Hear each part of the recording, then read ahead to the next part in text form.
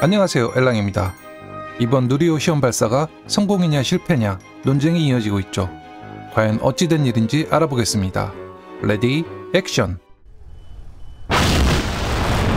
왼쪽이 실제 누리호 발사 장면이고 오른쪽은 이해를 돕기 위한 시뮬레이션입니다. 왼쪽 상단의 타임 스탬프를 눈여겨보세요. 발사 10초 후 기체를 진행 방향으로 기울이는 킥턴을 실시합니다. 아참, 먼저 몇 가지 설명하고 지나가겠습니다. 이건 고도계, 요건 속도, 그리고 가속도계입니다. 참고하세요.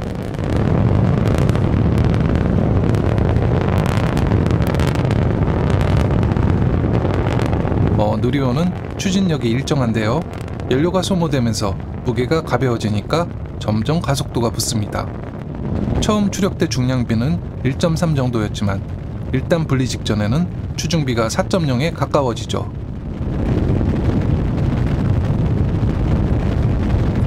발사 53초 후 음속 돌파. 여기 왼쪽 화면을 보면 로켓이 기술을 돌리는 것 같지만 착시 현상입니다. 카메라 각도가 바뀌면서 저렇게 보이네요. 맥스큐 통과. 이제 시험 발사의 고비를 절반쯤 넘겼습니다. 그리고 성층권 하부를 지나면서 기상현상으로 비행운이 발생합니다.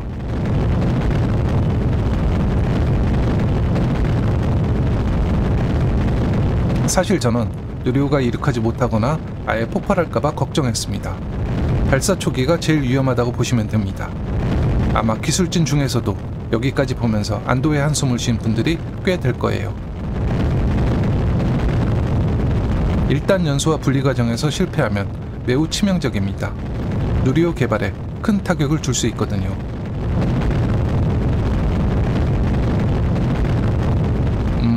원래 발사 후 125초에 1단이 분리됩니다.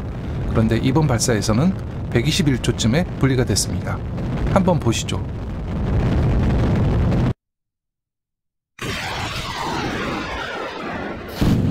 예정보다 4초가량 빨랐네요.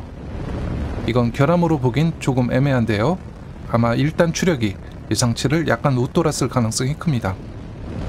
정해진 속도에 도달하면 엔진이 자동으로 꺼지면서 단 분리가 이루어지거든요. 이 자료는 인터넷에 우연히 유출된 누리호의 고도와 속도 텔레메트리 그래프인데요. 흐릿하지만 화면에 줄자를 대고 재니까 1단과 2단 연소는 성공한 것 같습니다. 원하는 고도와 속도에 도달했다고 보여집니다. 요즘 해외에서는 실시간 영상이나 애니메이션을 이용해서 로켓의 진행 상태를 알려주기도 합니다.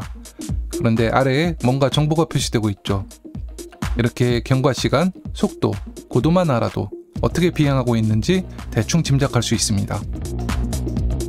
로켓의 비행 상태를 알려면 이러한 텔레메트리 정보가 필요합니다. 앞으로 우리나라도 국민의 알 권리를 좀 더 신경 썼으면 좋겠네요.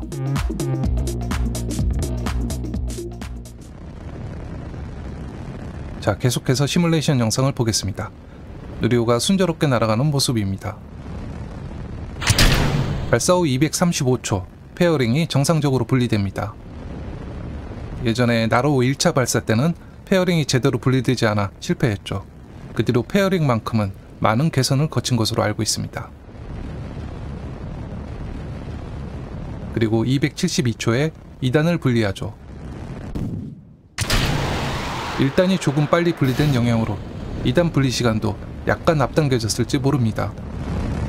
하지만 아까 그래프 자료를 보면 원하는 속도는 충분히 얻었을 겁니다. 이제 8분 능선을 넘었다고 보시면 되는데요. 발사 실패의 대부분은 3단이 연소하기 전에 발생합니다. 그만큼 1단과 2단이 중요하죠. 최근 몇 년 사이에 우주 비행사가 탑승한 소유주 로켓, 그리고 스페이스X의 펠컨 9 로켓이 폭발하는 사고가 있었습니다. 둘 다 신뢰성이 입증된 로켓인데도 그랬습니다. 마지막으로 3단이 502초 동안 연소하는데요.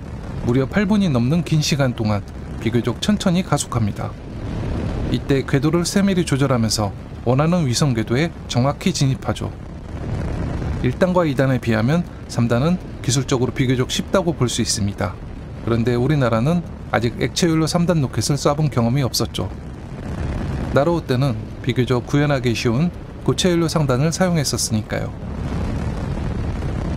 여기 3단 로켓의 상단은 액체 산소가 담긴 산화제 탱크입니다. 하단이 케로신 연료 탱크이고요. 이런 탱크는 추진제가 소모되면서 내부 압력이 낮아지게 됩니다. 그러면 추진제 공급이 잘 안 되죠. 그래서 탱크 내부를 일정한 압력으로 유지하는 가압 장치가 필요한데요. 보통 헬륨가스를 사용합니다. 누리호 3단은 비행 도중에 뭔가 문제가 생겨서 산화제 탱크의 가압이 제대로 안 된 것 같습니다. 아직 분석 중이지만 연소 후반부에 액체 산소가 엔진으로 제대로 흘러가지 못해서 연소가 중단되었다는 뜻이죠. 이렇게요.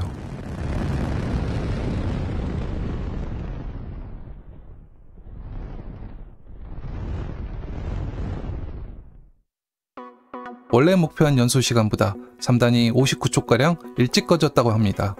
그 바람에 최종 속도는 초속 6.5km 정도에 그친 것 같습니다. 달리기로 치면 결승선을 저 앞에 두고 넘어진 셈이죠. 700km 고도에서 위성 속도는 초속 7.5km입니다. 위성 궤도에 진입하지 못했지만 다행히 위성 모사체는 제대로 분리됐다고 하네요. 지금까지 형성된 궤도를 한번 살펴볼까요? 필리핀 상공을 지나면서 700km 고도까지 상승하고 있습니다. 잠시 뒤면 최고점을 지나 다시 추락하게 되죠. 고작 초속 1km 차이로 위성 궤도가 아닌 포물선 궤도가 되어버렸네요. 위성 모사체와 3단 잔해는 인도네시아 상공을 지나 호주 대륙으로 향합니다. 그리고 발사 후 30분경에 지구 대기권으로 재진입해서 불타버렸겠죠. 일부 파편이 호주 남쪽 인도양에 추락한 것으로 추정됩니다. 결국 3단 산화제 탱크의 가압 시스템 결함이 유일한 문제였습니다. 이런 연료 탱크의 가압 문제는 의외로 실용화된 로켓에서도 은근히 발생합니다. 로켓 발사는 100점 만점에 100점을 받아야 성공합니다. 한 문제만 틀려도 실패하는 거죠. 이번 시험 발사를 단순히 성공이냐 실패냐로 구분한다면 분명히 실패입니다. 만약 1단이나 2단에서 문제가 생겼으면 누리호가 실용화하기엔 더 오랜 시간이 필요하겠지만 3단 결함은 그나마 개선하기 쉬운 편이죠.